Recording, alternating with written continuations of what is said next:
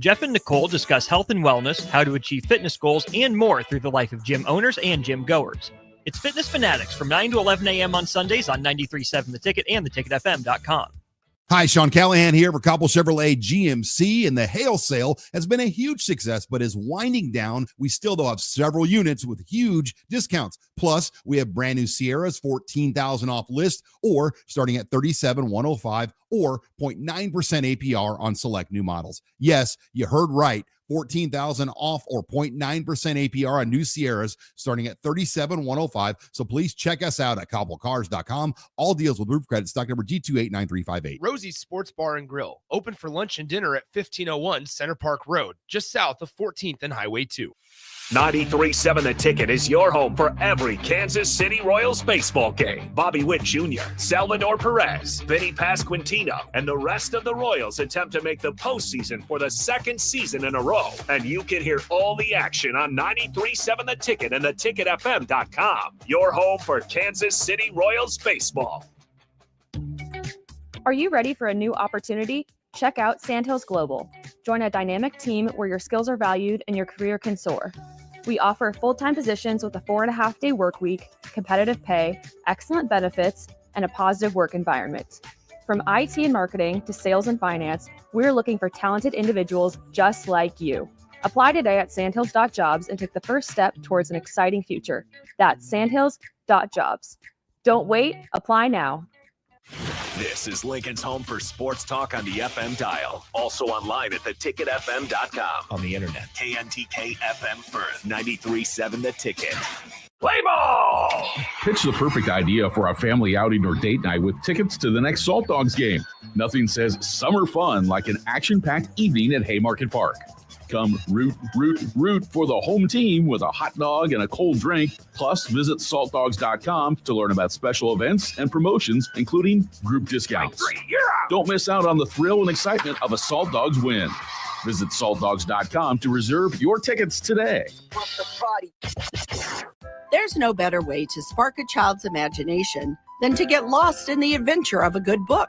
I'm Jenny Benson, president of NSEA. Working together, parents and teachers can help every child succeed. You can help by reading to your child and let your child read to you.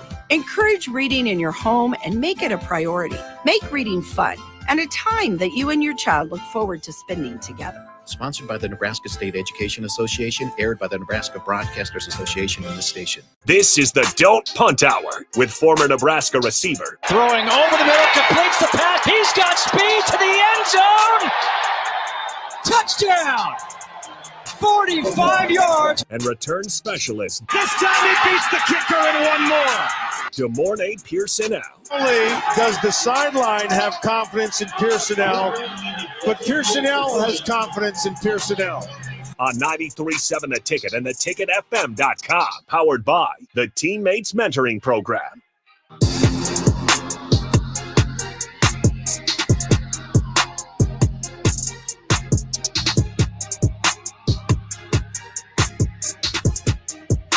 All right, welcome into the Don't Punt Hour. Harrison Arns on the ones and twos. We are live on the brick and mortar. You guys can always join in, 402-464-5685. We'll talk some Husker hoops, as well as we'll tie back into conference realignment college football. But we got the host, as always, former Husker special teams threat wide receiver. Good morning, Pierson-El. How's it going on a beautiful Thursday? A day closer to Friday, so you know it's going real good. It's Friday for me. I love it. I am off on Friday, so I'm always in a great mood on Thursdays, and I hope everybody else is out there in a great mood as well. But let's start off with some NBA / we'll tie into Husker basketball as well. Yesterday, show started while the draft was live. There was a chance. I'm not sure how big of a chance, probably a pretty slight chance, but Bryce Williams could have been drafted probably late in the first round. Goes undrafted, but I will not be surprised at all if I see his name get called today. Couldn't really tell you where, looking at the mock drafts, but if you were to pick a team where you think Bryce Williams would have a good chance to continue his basketball career, what team would you want to send him to? That's a tough situation. I feel like his skills and what he does, it's a number of teams that he can go to. I think best fit, best case scenario, High in the second round. Dallas, I think he wouldn't get any playing time. I think he would be a good fit there. The Rockets, I think, would be a great fit. Again, you don't have to necessarily rush in things and whatnot. You got a young core there. He's tall, he's lanky, he's athletic. I think that would be a good fit. Well, this is so a lot of people are thinking like kind of somewhat early in that second round, and I'm looking at a couple of mocks right now for New York Suns. I'm seeing a couple of people thinking that the Suns would like to pick him up. You know, like Bryce Williams on the Phoenix Suns. I think so. I think that's a you got a 2-3 that can make things, especially at the 3 position and everything like that. I think he might be a little bit too small for the 4, but at that 2-3 position, I think he'll be a mismatch for most people at the 3. Yeah, and that's the thing about Bryce Williams is, to me, how good can his defense get? Because we saw it even at the college level. Like there's games where he was playing really good defense. I mean, he's kind of a nightmare. 6'7", positive wingspan. His wingspan's probably closer to like 6'8", 6'9". Like that's a nightmare to deal with coming at a 2 or even 1 guard position. I didn't even realize he was 6'7". My goodness. 6'7". I mean, that's what he's a tall guard out there with ridiculous wingspan. I shouldn't say ridiculous, but a plus wingspan at the very least. So you can imagine it's probably 6'8", 6'9".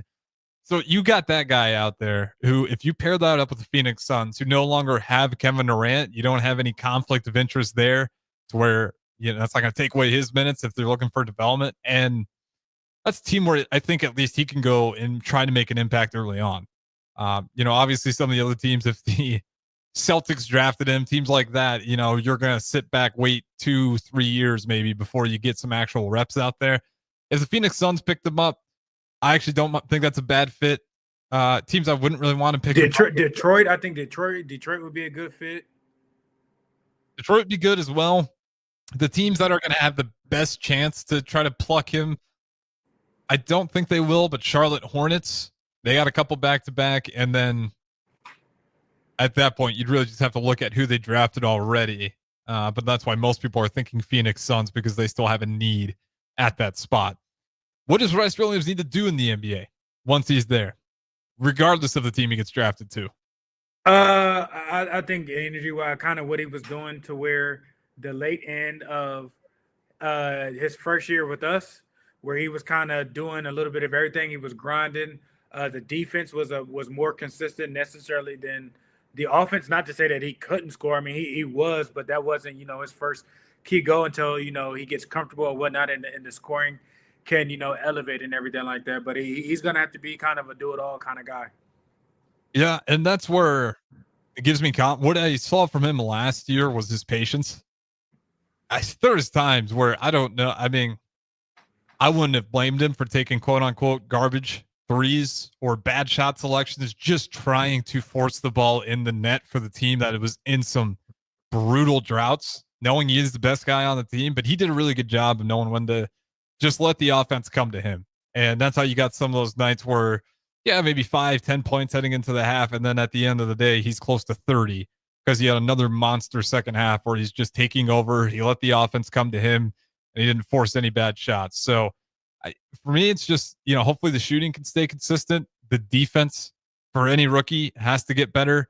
At least if you're him, you're 6'7", you're at an advantage right there at that guard position. And then, you just NBA, it's quick rotation. Is the NBA, you think, worse than the NFL when it comes to player turnover? Meaning getting guys in there and out of there, or what you mean by player in and turnover? out. As in every year, if you're a guy not getting minutes, you're gonna get cut just to try somebody else.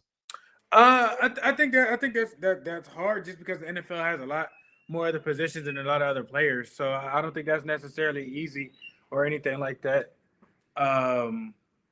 They're both cutthroat because again, if you're not doing what you're supposed to do in the NBA and everything like that, you can be gone. If you're not kind of constant on front, and they got probably a shorter list of guys. So I might give the NBA the nod, but they got G League and everything like that. So you can kind of it's NFL. I'm wrong. It's NFL. I'm Okay, tripping. fair enough. I was tripping. thinking NBA because now the NBA, it's like, there's this guy from Cameroon.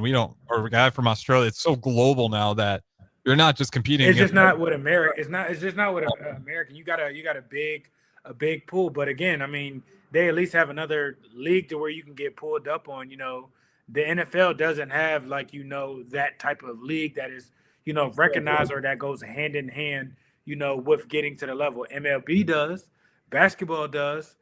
Soccer has their leagues that they can get pulled up on and everything like that. So I think football is the most cutthroat, honestly, when really looking into it.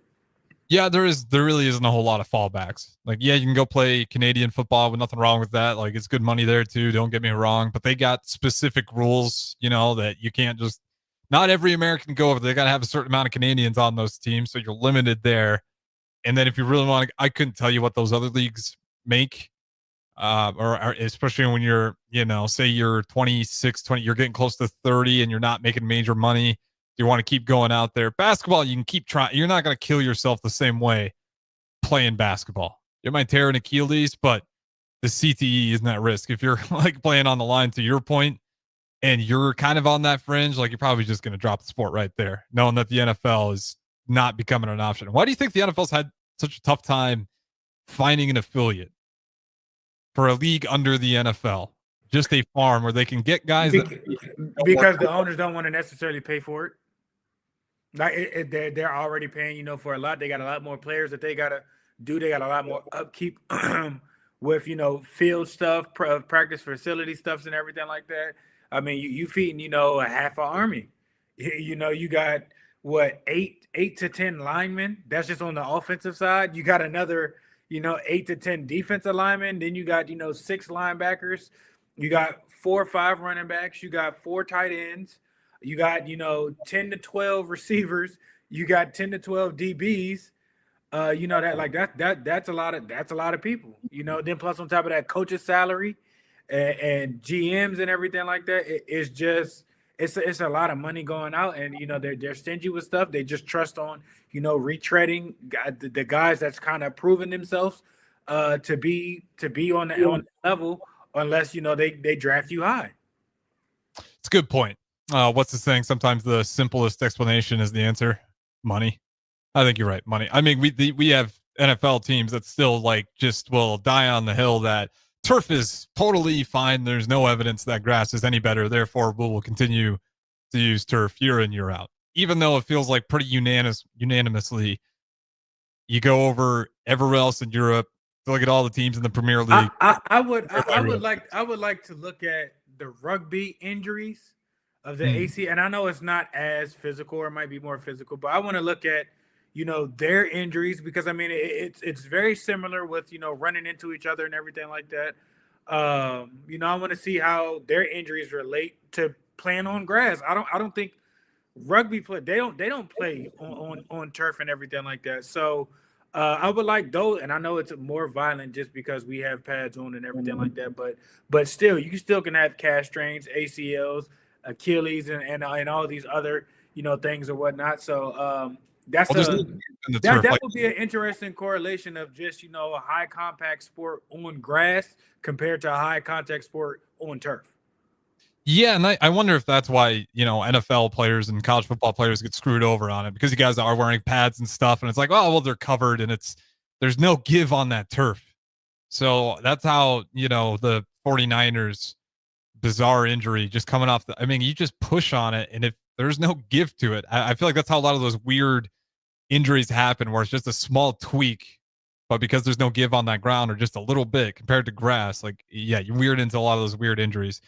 Been down that road before, so I'll lay off of it. But real grass, I think, is unanimously the better answer that just about everybody wants. When the fans even want it, just probably go ahead and do it. It can't cost that much. Shout out for Troy Dannon, willing to get that done here at the University of Nebraska, where we'll finally have real grass on our field. But staying on the route of basketball, Bryce Williams will wait and see where he gets drafted, hopefully round 2. But we're also, what is this, year 7 of Fred Hoiberg that we will be heading into? It's been up and down. At Iowa State, he was pretty dominant to the point to where the NBA noticed, and the Chicago Bulls like, let's go ahead and hire this guy. He flipped Iowa State into a powerhouse.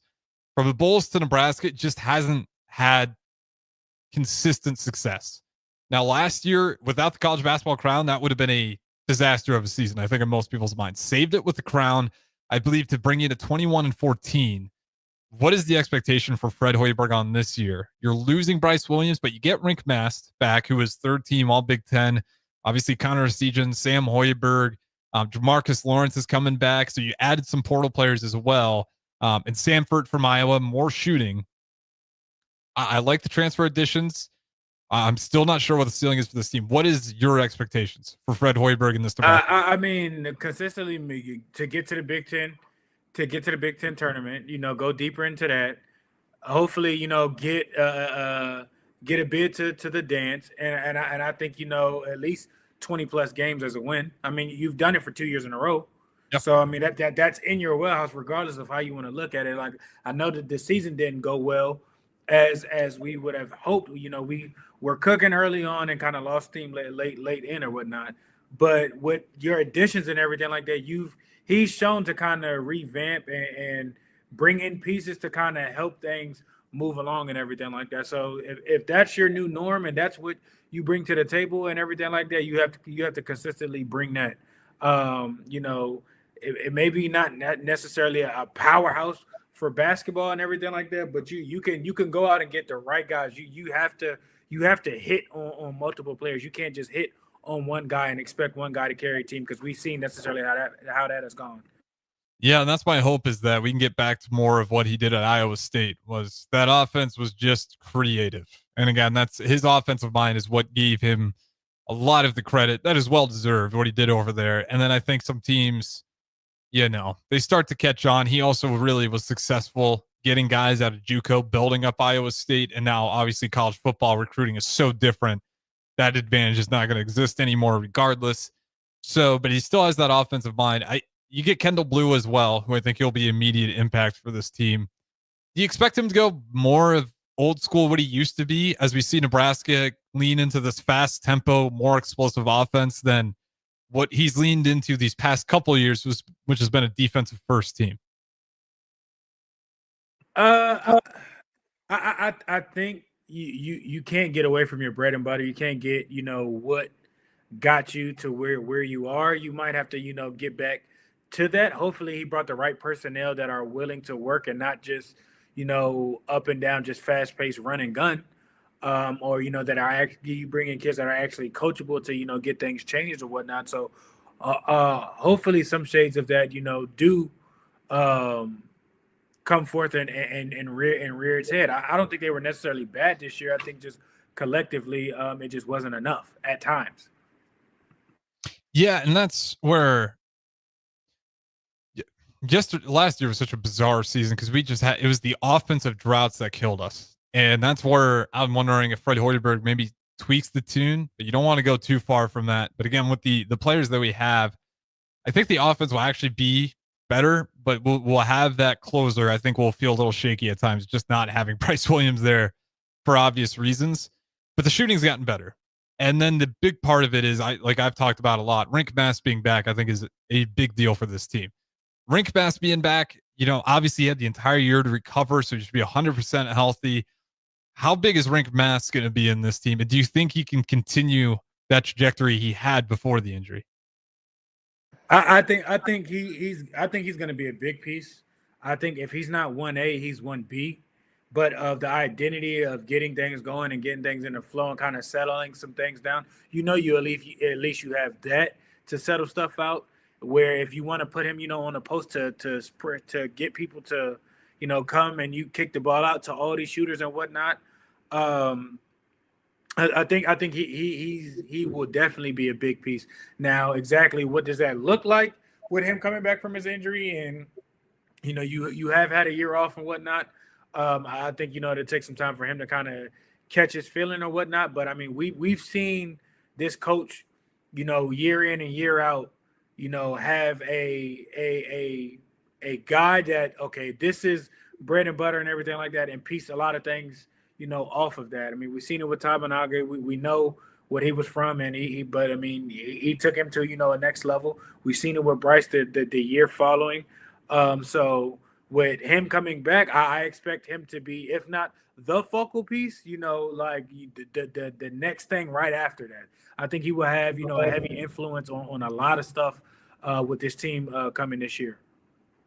Yeah, I'm on the same page. I don't see, unless he looks significantly worse after the injury, which I don't think is going to be the case.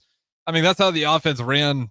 They ran through him before, and it was good. It worked really well running the offense through Rink Mass, not because he was taking all the shots, but just a good playmaker. I mean, Fred Hoiberg, he did that with even I'm blanking on Derek Jones as well, where have it at the high post, different style. He more so put his shoulder down and just bowl you to the rim if you like the matchup, but still setting things up from the high post. Rink Mass, a little bit of the opposite, setting things up from the high post, but more likely to step back and shoot it if you're going to back up on him, as opposed to when it's Jones, he just go bury his shoulder into you and meet you at the rim.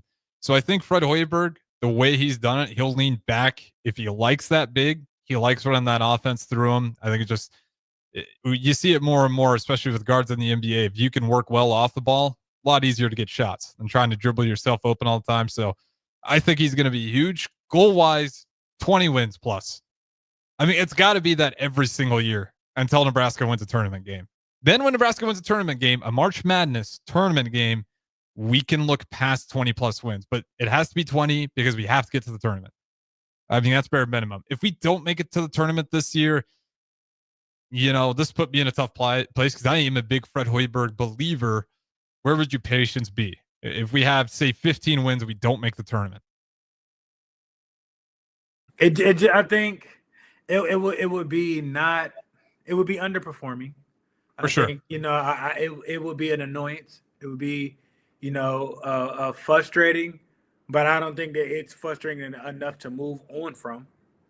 I'm not quite there yet, even if it's like, a bad year. Now, the only thing I think that where that comes in, if it's, you go from being what you were early on and whatnot to being the complete opposite, and everything is just sucked. It's not there, and there are way more losses than wins. Then I think potentially, okay, it might be time things have kind of like fizzled out.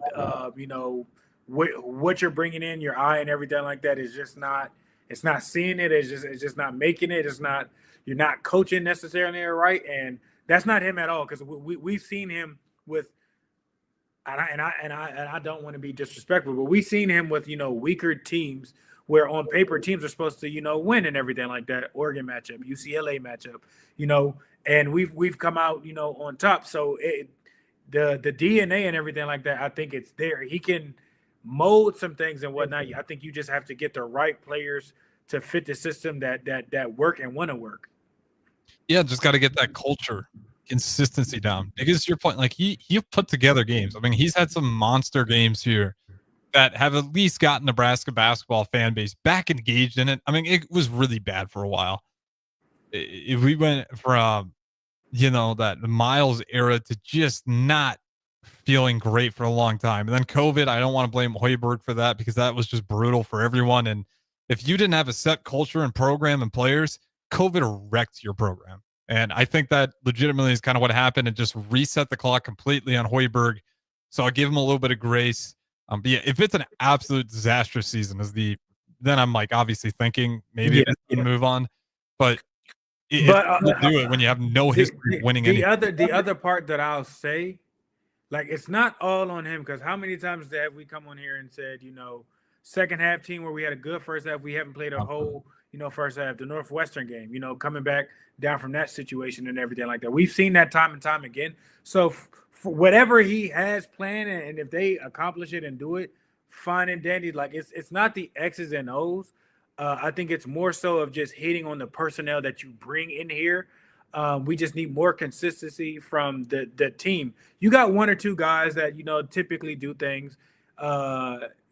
Your number two guy, I think this year was a little bit more consistent, but at times, he would fall off, wouldn't have a bad game, but he would bounce back with stuff.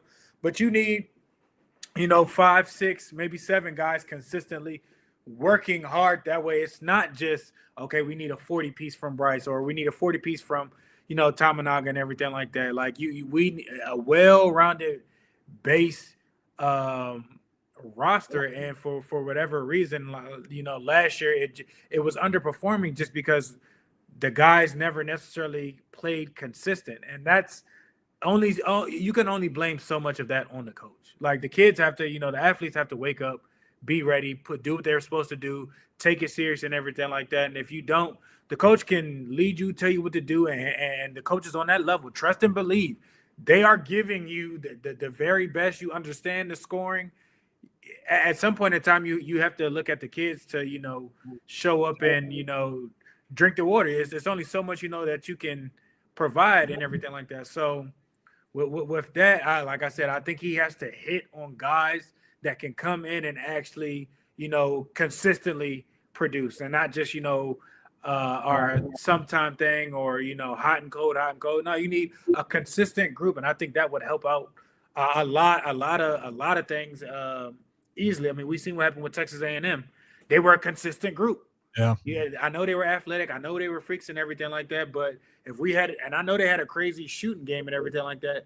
But if, other people necessarily would have had a better game, potentially their game might be different. Yeah, and then, the other part about this that makes it foggy, at least here in Nebraska, when I try to assess the coaches here is, obviously we're a football school. Now, if you want to talk about wins, you can say volleyball or women's softball. I'll give you that. I'm not going to argue with that. But if we're talking just financially, football is what brings the money here in Nebraska. Duke, North Carolina, basketball brings in the money. So that's where Kansas, yeah, they got the money to go and pay those guys. UConn. I don't know how much money we have compared to the other Big Ten schools when it comes to basketball. And I know there's the cap, but then, we'll go in a circle. The bagman, is he ever really going to die? Probably not. And those bagmans are still going to be out there for, Big Ten schools got big aspirations, or the Dukes, the Kansas, North Carolinas, those schools. I think it'll probably still exist. So if you're Fred Hoiberg, it's also, you're at a school with no history.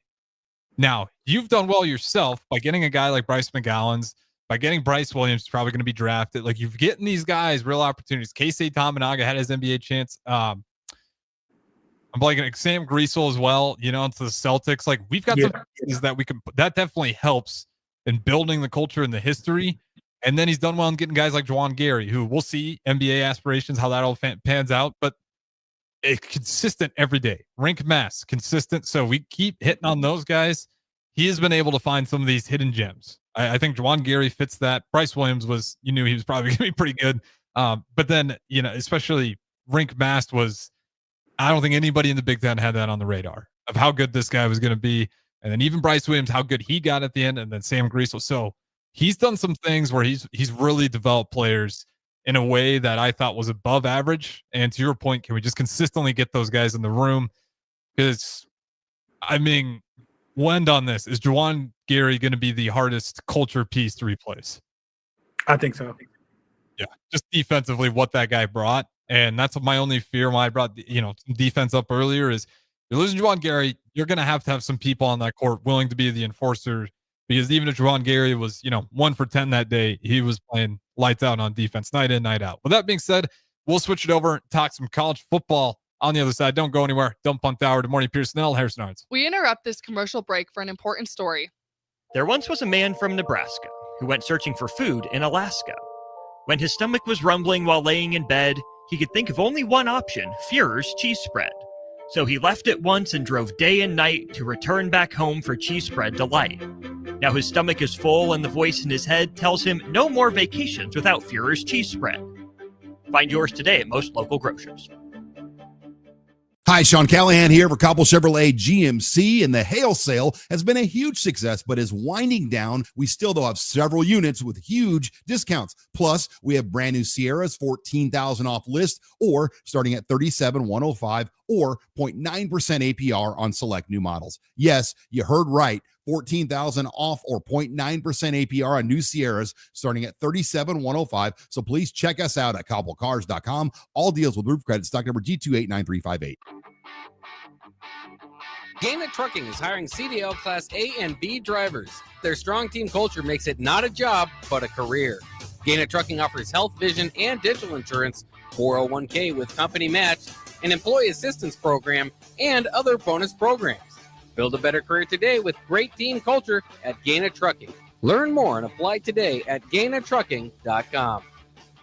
A1 Automotive's second location is now open at 5110 State Hill Drive, just off of Yankee Hill Road. The new location continues to specialize in all makes and models and provides personalized service as they have for 15 years. To honor the new store opening, A1 is offering $25 off any service over $300, $50 off services over $500, and $75 off services that total over $750, all through July 31st. Schedule your appointment today at A1AutoLincoln.com and visit their new location in South Lincoln at 5110 State Hill Drive. Finally, a good reason to have a smart house. Just say, Alexa, play 93.7 The Ticket, and we'll magically start playing. How's it work? Nobody knows. Don't ask questions. 4th of July weekend is coming soon, and you know what that means. Grilling season. You know what's more embarrassing than an overcooked piece of meat? A dirty, disgusting, and grimy grill. Let the pros at Husker Grill Cleaning get you ready for grilling season. They'll take your grill apart piece by piece, scrub every inch, and reassemble your grill so it can look and perform its best. Visit their website, HuskerGrillCleaning.com today to schedule your appointment. Husker Grill Cleaning, serving Lincoln, Omaha, Malcolm, and more. Select Plumbing and Utility has been serving Lincoln and the surrounding area for 14 years, and they're not slowing down. Select Plumbing and Utility handles all your plumbing needs, from faucets and water heaters to full renovations, and they can even help with your heating and cooling needs. They're also Lincoln's underground experts, repairing and replacing broken underground water and sewer lines since day one. Contact Select Plumbing and Utility today at 402-560-6197, assuring excellence in every situation, opportunity, and challenge. That's 402-560-6197. 93.7 The Ticket, Fox, KFXL weather. Brought to you by Bryant Air Conditioning, Heating, Electrical, and Plumbing. Your Lincoln forecast for today, we'll see a chance of showers and storms. Otherwise, partly sunny skies. The national high around 88. Tonight, a few showers early, then mainly cloudy skies, a low around 67. And tomorrow, we'll see decreasing clouds throughout the day with light winds. It'll be hot with a high near 91. I'm meteorologist Kyle Tucker for 93.7 The Ticket and theticketfm.com. Don't wait for Lincoln's fireworks stands to open up. Get the good stuff at Roca Crazy Cracker in downtown Roca. Stop in from June 25th through July 4th for the hot spot for rockets and more this Independence Day. Open 11 a.m. to 11 p.m. every day. It's Roca Crazy Cracker Fireworks in downtown Roca. Rashawn Jackson here for Bauer Infrastructure, a veteran-owned local company proudly serving Lincoln, Lancaster County, and the surrounding areas. Bauer provides quality work at an affordable price, and they're growing rapidly. If you want to experience a career with a fast-paced, family-friendly environment, visit BauerInfrastructure.com. They have top-of-the-line benefits, year-round work, even through the winter. Bauer, usher in the new era of infrastructure to an area near you. And as always, go Big Red! This is the Don't Punt Hour on 93.7 The Ticket and theticketfm.com. Powered by the Teammates Mentoring Program. Here is your host, DeMornay Pierson-El. All right, welcome back in. Don't Punt Hour, segment number 2, 402-464-5685. If you guys want to join in on the Sarger Heeman text line.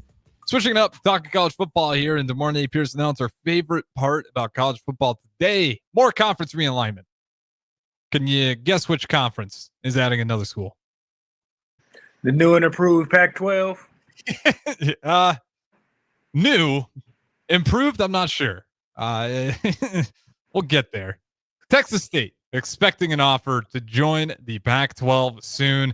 They have to do it before they get to July. If they wait till July, they got to pay the Sun Belt Conference $10 million severance fees. If they wait and get it done before July 1st, it's only $5 million. So expect that if it is going to happen, likely soon, and sometime next week.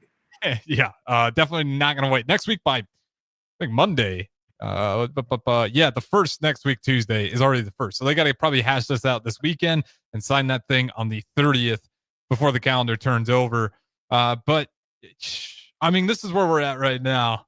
Looking as a Terrell Farley, former Husker out there by the ticket window. The Pac-12, revamped, as you say, currently features Washington State and Oregon State Also, as we already know, they are going to welcome Boise State, Cal State, Fresno, Colorado State, Gonzaga. Gonzaga just an oddball, the only one. Don't play ball or football, just basketball. San Diego State, Utah State. And of course, you had Texas State in there. The other key part about this, which I didn't realize, which is probably leading to the rush, is that the league needs 8 schools with football teams to be an FBS member of football. And since Gonzaga does not have a football program, they need one more team. Would be the 8th. Yes, so an even bigger push. They need another football team in there to be an FBS conference. Thoughts on them and just their moves? Pac-12 doing what they can to keep their head above water. I mean, that's big for Texas, for Texas State. Yeah. I mean, that's a lot of traveling. I mean, half your games are going to be on the West Coast, so I mean, geographically, it's annoying. But realistically, I don't think anybody's going to really pay attention or take that conference seriously, even if they have, Boise might be, a stronghold in that conference. We'll see. I like Fresno State, what they're doing. I like Washington coaches. Washington State coaches, I think, are the old South Dakota coaches. And they won a national championship in their league. So they're going to do things right. I don't know how long it'll take for things to be, going up the grapevine for them. But anybody who necessarily plays out there, I think they would take, at least 3rd, 4th seat. I don't think anybody will take them, seriously. It's kind of like how Iowa got snubbed, with baseball. It's like, oh yeah, your schedule isn't as strong. Their non-conference games are gonna have to be nightmares, and I don't think necessarily a lot of those teams will kind of want that unless they're playing teams from their old conferences. I mean, that's the only thing that kind of makes sense. But good for Texas State, being up there and whatnot. But I mean, they're still at the little table. They're not at the big boy table just yet. Yeah, I mean, it's a slightly taller table, so it's a step up for sure. But I mean, realistically, where do we put the Pac-12 now? They're at the Cousins table. They're not. There's something you definitely have to worry about. But I mean, any given Saturday, anybody can get beat. So don't overlook your opponent or whatnot. But I mean, your heavyweights of that conference are no longer in there. So I mean, you respect your opponent and whatnot, but I mean, it's not the Big Ten. It's not certain schools in the ACC. It's not certain schools in the SEC and everything like that. So I mean, I'm not. If they're on the schedule, I'm not scared. I'm not necessarily nervous. You have to lock in to win any other game, but it's not. It's not okay. We playing USC. We playing Stanford. You playing Washington when Washington had some, better teams, a few years ago and everything like that. So, I mean, it's good for them, but I mean, it's not. It doesn't necessarily move the bar with things. You're happy that a bunch of those smaller schools, and you're proud for them for getting to stand up and to get to where they got to and everything like that. But we're going to see how long it takes for them to kind of actually put their mark and actually carry the Pac-12 of what the Pac-12 we can imagine what it was with the Oregons, with the SCs, with Stanford and everything like that. Some Arizona teams, Arizona State teams. So you just kind of got to wait and see. Yeah, it's just unfortunate. And that I'm a romantic when it comes to traditions in college football to the point to where it's a fault. So they take it with a bit of grain of salt. But seeing the Pac-12 in this state is just sad to me. It's the Pac, and it's by no fault really of the Pac-12. Now you can make some arguments where they should have saw this coming, but should they really have seen that the Big Ten and SEC were gonna group together and just stiff arm and bully everyone else? Probably not. And it's, you could say, well, they should have been prepared and been more proactive when the realignments were happening, but they weren't quick enough, or they didn't have enough money to pull or keep the schools the same way the Big Ten and SEC did for obvious reasons. And now they're paying for it. So, I hope it works out for them. Shout out to Texas State, another lifeline, keep that thing alive. But yeah, I mean, it's just a crazy world for the Pac-12. You go not too long ago loaded with all the schools, USC, UCLA, Washington, Oregon. Well, actually, was it USC and UCLA were the first schools to jump ship to the Big Ten? And then I think so, yeah. Yeah, and then once USC and UCLA jump ship, you were nervous. And then once you saw Oregon and Washington jump ship, it was over. I mean, you knew the conference was going to be weaker for the next 20 years unless something drastic happened. That being said, I think the big boy table is the SEC, Big Ten, Big 12, ACC, Independence, and then Pac-12. Or are we seriously out of territory where you put, Mountain West or Sun Belt ahead of them? Yeah, I think Independence and Pac-12 really, are kind of in the same ship. I mean, outside of Notre Dame is carrying, that for them. But outside of that, I mean, who's independent? Army, Navy, Air Force, so. That's kind of their caliber feels like. Huh? That's about right where their caliber feels like right now. They feel like that's kind of the teams they can compete with, or Sun Belt schools or Mountain West. But it's definitely, like we said, bit of romantic to a fault when it comes to it. But the Pac-12 is not anywhere close to what the Pac-12. I mean, everyone's pretty much gone out of there. With that being said, we'll move on from that. That is the only really conference realignment that's happening right now. Expect that to happen by the end of the month. Let's talk, and this might carry us into the third segment as well. Teams to put some exclamation points on to watch out for because of the returning players they have coming back. One of these teams, which I did not realize they had this many guys coming back. This team was in the college football playoffs this year, and they have the most starters coming back. Penn State? Nope. Penn State's up there at number. Well, they're what tied. conference? 14. They left the Pac-12 not too long ago. Our guy was going to play here. Sam Leavitt, Arizona State. They have. Okay. Yeah. I think they're going to be dangerous. I think they're going to be one of the stronger teams in the Big 12. Their style of football translates better and almost seems better to be in that league than it was in the Pac-12. Like in the Pac-12, they kind of see. I mean, they did good. Don't get me wrong. Yeah. But it just wasn't. It wasn't enough. You had some really good players there. I'm not speaking down on them and everything like that. But them being there, you got a very talented quarterback that's coming back and everything like that. That makes things a lot easier year two. In that scheme and whatnot. And you have a lot of young players that played and got playing time and whatnot. They're going to be very, very dangerous in the Big 12. Yeah, and that's I did not realize they had that much coming back. I mean, Scadaboo being the biggest one, you're going to have to find a way to replace that void. But you're pretty much set with the offensive line, your quarterback, and you got to fill that running back void. And they got to get a new center as well. But other than that, you're pretty touted on offense. And then on defense, you got 10 guys coming back. You got to fill in one spot. So there you go there. And the next team on this list, they have 16 players coming back. Another team we were really high on, and they just got even more intimidating, realizing they're all coming back for the most part. Another Big Ten school. I've been super high on them. Indiana? Then I'll start. You're close with a letter.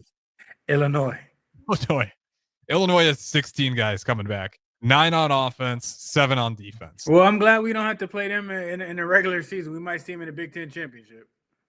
Seriously, that team. Watch out for Brett Bielema and the boys. I think their quarterback is returning, right?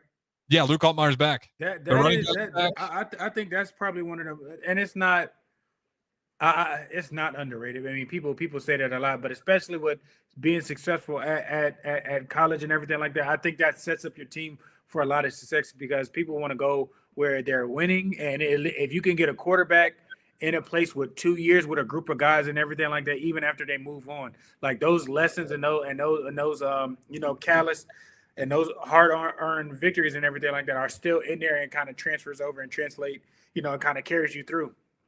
Yeah, and we saw it with last year, and I was having this discussion with Jackson as well. Like Luke Altmaier is, you can make an argument the best dual threat quarterback in the Big Ten.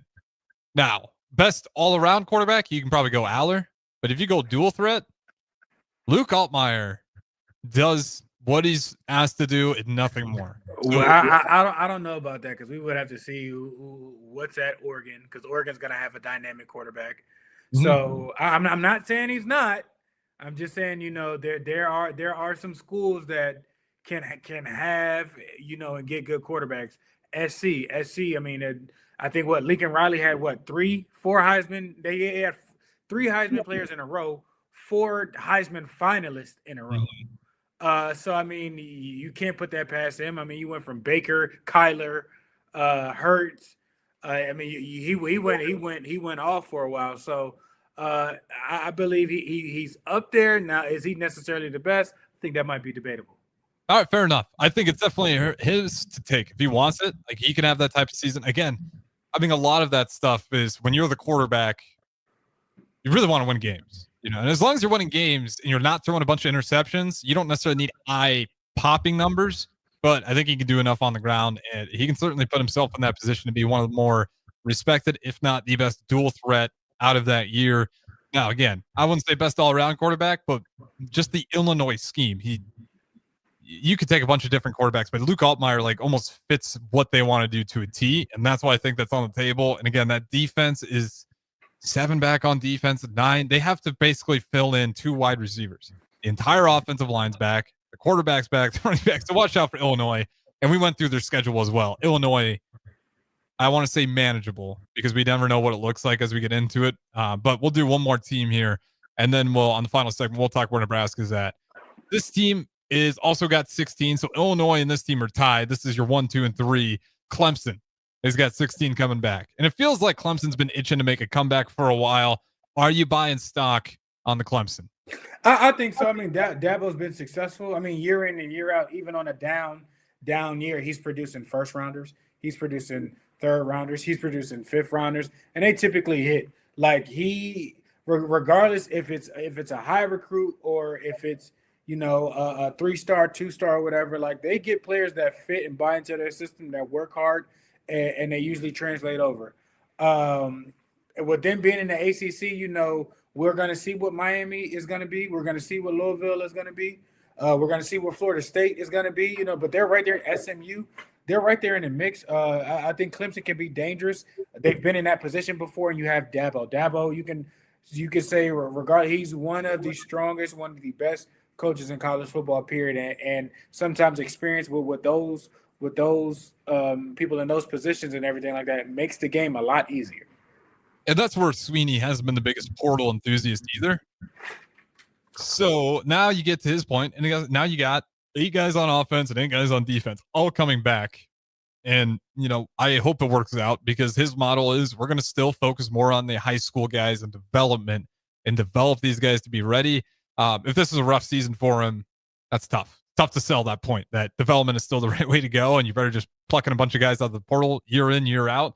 But I do think I'm there with you. I'm taking stock on Clemson. I think you have this many guys coming back. You only got to fill 3 on offense, 3 on defense, and I think it is a pretty open conference.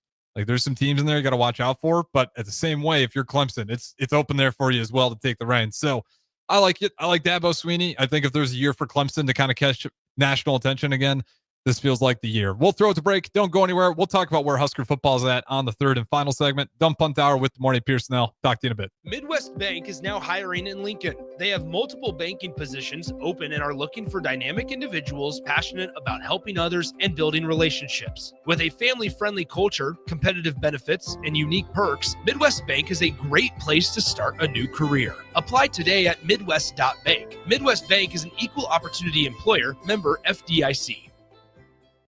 Rick Heyman here from Sartor Heyman Jewelers. I want to personally thank our great customers for voting us once again the best of Lincoln. At the same time, we're celebrating our 120th year in business in the great state of Nebraska. You can count on Sartor Heyman for the very best quality, value, and customer service. When it comes to your jewelry needs, visit us at South Point, Grand Island, and the Outlet in downtown Lincoln. Visit us today at sartorheyman.com, and thank you for your continued trust after all these years. Gaina Trucking is hiring CDL Class A and B drivers. Their strong team culture makes it not a job, but a career. Gaina Trucking offers health, vision, and dental insurance, 401k with company match, an employee assistance program, and other bonus programs. Build a better career today with great team culture at Gaina Trucking. Learn more and apply today at gainatrucking.com. 93.7 The Ticket is proud to provide listeners with daily opportunities to win contests and prizes on our airwaves, and would like to take this opportunity to remind you of a couple rules. All participants must be 21 or older and must wait 30 days after winning a prize to participate in another contest. Once you win, you have 30 days to pick up your prize at the KNTK Studios, 1040 O Street in Lincoln, or your prize will be forfeited. Thank you for participating in our contests, and thank you for listening to 93.7 The Ticket. Nebraska Veterans Aid is here for veterans and dependents facing unforeseen financial emergencies. Get assistance with food, fuel, shelter, clothing, transportation, and even funeral and medical expenses. If you're a veteran facing a financial emergency, apply for Nebraska Veterans Aid through your county veteran service officer. Learn more at veterans.nebraska.gov/NVA. Sponsored by the Nebraska Department of Veterans Affairs, aired with the Nebraska Broadcasters Association and this station. We interrupt this commercial break for an important story. There once was a man from Nebraska who went searching for food in Alaska. When his stomach was rumbling while laying in bed, he could think of only one option, Führer's cheese spread. So he left it once and drove day and night to return back home for cheese spread delight. Now his stomach is full and the voice in his head tells him no more vacations without Führer's cheese spread. Find yours today at most local grocers. 4th of July weekend is coming soon, and you know what that means. Grilling season. You know what's more embarrassing than an overcooked piece of meat? A dirty, disgusting, and grimy grill. Let the pros at Husker Grill Cleaning get you ready for grilling season. They'll take your grill apart piece by piece, scrub every inch, and reassemble your grill so it can look and perform its best. Visit their website, huskergrillcleaning.com today to schedule your appointment. Husker Grill Cleaning, serving Lincoln, Omaha, Malcolm, and more. A1 Automotive's second location is now open at 5110 State Hill Drive, just off of Yankee Hill Road. The new location continues to specialize in all makes and models and provides personalized service as they have for 15 years. To honor the new store opening, A1 is offering $25 off any service over $300, $50 off services over $500, and $75 off services that total over $750, all through July 31st. Schedule your appointment today at a1autolincoln.com and visit their new location in South Lincoln at 5110 State Hill Drive. Out here on Nebraska's calm, welcoming waters, fishing is a breeze. It's the sweet spot where solo anglers find quiet before the catch, families reel in memories, and first-timers discover what makes fishing so special. From the Panhandle to the Platte, the best fishing happens here beneath Nebraska skies. Get started at letsfishnebraska.com. Sponsored by Nebraska Game and Parks, aired with the Nebraska Broadcasters Association in this station. This is the Don't Punt Hour on 93.7 The Ticket and theticketfm.com. Powered by the Teammates Mentoring Program. Here is your host, DeMornay Pierson-El.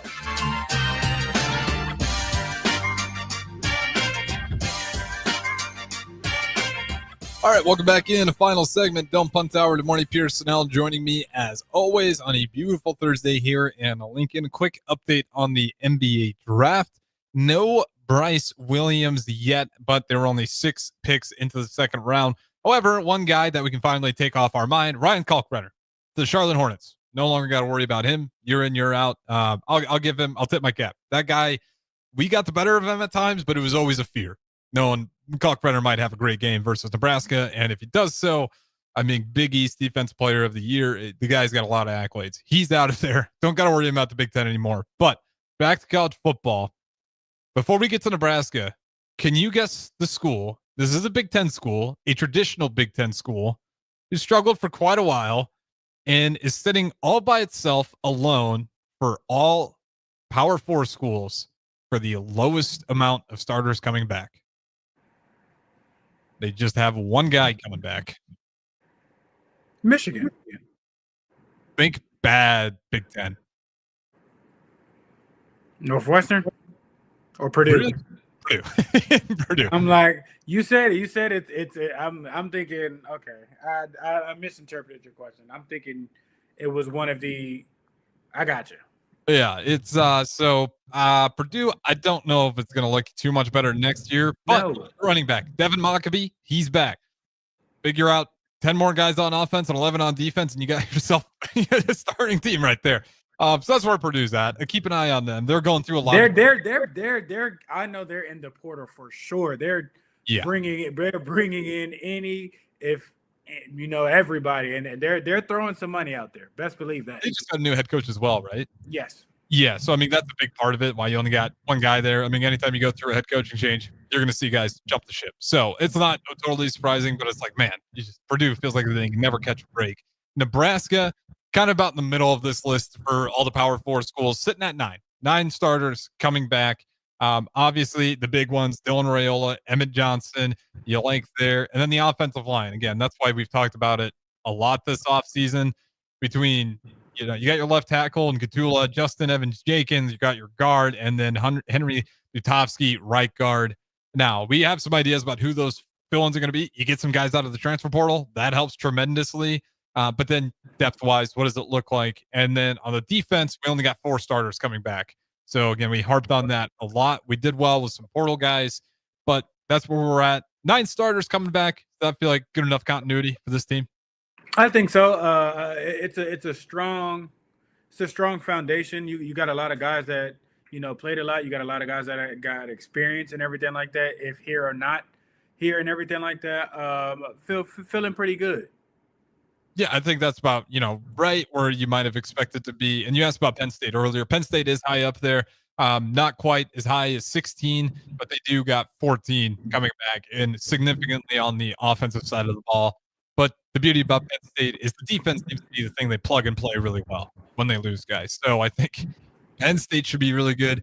Give me the better record between Penn State and Illinois. Knowing both schools got a ton of starters coming back. Illinois, though, with 16 coming back, insane.